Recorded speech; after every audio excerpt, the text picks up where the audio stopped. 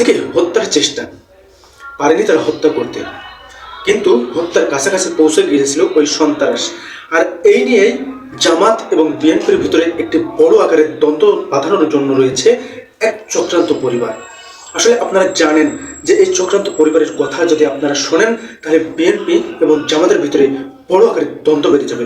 রুহুল কবির রিজভী তিনি না বুঝে একটি ভুল বক্তব্য দিয়েছিলেন, এই বক্তব্যটি আপনারা শুনুন। ওই যাকে শনাক্ত করা হয়েছে সেই তারপর হাততালি হাতির উপর সে ছাত্রলীগের নেতা আর ঢাকা বিশ্ববিদ্যালয়ের যে ভিপি কিনা সাদেক কাইয়ুমের সাথে একই টেবিলে চা খাচ্ছে। এখন এই বিচার কে করবে? আবার তিনি এই ভুল বক্তব্যের জন্য নিজেই আবার ক্ষমা চেয়ে নিয়েছেন সাদেক কাইয়ুমের কাছে, সেটাও আপনারা শুনুন। নিজের দেয়া ভুল বক্তব্যের জন্য বিএনপির সিনিয়র যুগ্ম মহাসচিব রুহুল কবির রিজভী ক্ষমা চান ঢাকা বিশ্ববিদ্যালয়ের ছাত্র সংসদ ও ভিপি সাদেক কাইয়ুমের কাছে। শনিবার গণমাধ্যমে পাঠানো এক বিবৃতিতে দুঃখ প্রকাশ করেন রিজভী। বিবৃতিতে রিজভী বলেন, আরটিভির লোগো ব্যবহার করে ঢাকা মেট্রোপলিটন পুলিশ কমিশনারের দেয়া বক্তব্য সামাজিক যোগাযোগ মাধ্যম ফেসবুকে ভাইরাল হয় এবং এছাড়াও শরীফ ওসমান হাদিকে আক্রমণকারী একজন সন্দেহভাজন ব্যক্তির সাথে ডাকসুর ভিপির চা খাওয়ার দৃশ্যটিও সামাজিক যোগাযোগ মাধ্যমে ভাইরাল হয়। এই দুটি বিষয় ছিল ভিত্তিহীন এবং এআই জেনারেটেড। ফ্যাক্ট চেক না করে উল্লিখিত বিষয় দুটি নিয়ে আজ দুপুরে নয়াপল্টনের বিএনপির কেন্দ্রীয় কার্যালয়ের সামনে একটি সভায় বক্তব্য রাখি। এই অনিচ্ছাকৃত বক্তব্যের জন্য আন্তরিকভাবে দুঃখিত। আসলে রুহুল কবির রিজভী সাহেব তিনি এআই দিয়ে বানানো ছবি দেখে একটি ভুল বক্তব্য দিয়েছিলেন ভিপি সাদেক কাইয়ুমের বিপক্ষে।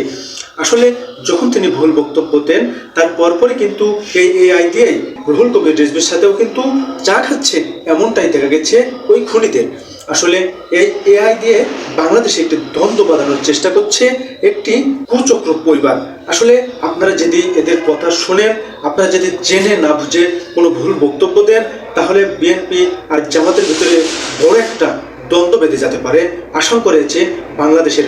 আপনারা যে কোনো তথ্য যাচাই বাছাই করে আপনারা বক্তব্য দেবেন, এই আশাই করছি আমি। আর রুহুল কবির রিজভী যেটা ভুল করেছে তিনি আবার ক্ষমাও চেয়েছেন, এই জন্য রুহুল কবির রিজভীকে আমি ধন্যবাদ জানাচ্ছি। আপনারা জানেন যে বিএনপিরাও মানুষ, জামাত ইসলামের মানুষ। তাহলে আমরা যদি একটি পরিবার হয়ে আমরা জানি যে আমাদের একটি বড় প্রতিদ্বন্দ্বী রয়েছে সামনে নির্বাচন, এই নির্বাচনকে ঘিরে অনেক মানুষ কিন্তু কাদা ছোড়াছুড়ি করছে। আসলে এটা দেখবেন যে কাদা ছোড়াছুড়ি করছে এই বিএনপিরও না, অরিজিনাল বিএনপি করে না, আবার অরিজিনাল জামাত করে না, অরিজিনাল শিবিরও করে না। আসলে কুচক্র একটি আছে, তারা কিন্তু এমন একটি দ্বন্দ্ব বাঁধানোর জন্য আসলে সোশ্যাল মিডিয়ায় উঠে পড়ে লেগেছে। আমরা এদের কথায় কান না দিয়ে আমরা আমাদের কাজ করে, আসলে নির্বাচন অনেক দল থাকে, হার জিত হবে, এটাই হচ্ছে স্বাভাবিক বিষয়। নির্বাচন আসছে, সবাই সুষ্ঠুভাবে ভোট দেবো, কেউ যেন কারোর উপর রাগান্বিত না হয়, কেউ কারোর উপর আক্রোশ না হয়ে, কেউ মারামারির দিকে না যে সবাই কাঁধ মিলিয়ে থাকতে হবে। কারণ একটি কথা আপনি মনে রাখবেন, আপনি মানুষ, আমিও মানুষ, একই বাজারে বাজার করব, একই দোকানে চায়ের দোকানে আড্ডা দেব, তাহলে আমাদের বারবার দেখা হচ্ছে, তাহলে কেন আমরা আমাদের ফেসকে রাগান্বিত ফেস বা আক্রোশের ফেস বানাবো? আমরা সব সময় যেন ভালো থাকি। এখানে জামাত ইসলামও যদি যেতে, তাও আপনি ভাই, আপনি দেশেরই নাগরিক, আপনি ভালো থাকবেন। এখানে যদি বিএনপিও নির্বাচনে যেতে, তাহলে জামাত ইসলামও তাদের ভাই, তাদের সাথে কাজ করবে, কাঁধে কাঁধ মিলিয়ে। এটাই হচ্ছে বাংলাদেশের একটি সৌন্দর্য আরও বাড়বে বলে আমি মনে করি। আসলে আরেকটি কথা হচ্ছে যে এআই, আমি সরকারকে অনুরোধ করব এই এআই এর একটি ব্যবস্থা নিতে, এআই যেন তুলে দেওয়া হয়। কারণ এআই দিয়ে অনেক কিছু কিন্তু ফ্যাক্ট বানিয়ে ফেলছে। আসলে এআই যদি তুলে দেওয়া হয় তাহলে এত ফ্যাক্ট তারা বানাতে পারবে না। আসলে এই এআই এর কারণেই আমি মনে করি যে বাংলাদেশে 50% গ্যামজামটা বেশি হচ্ছে।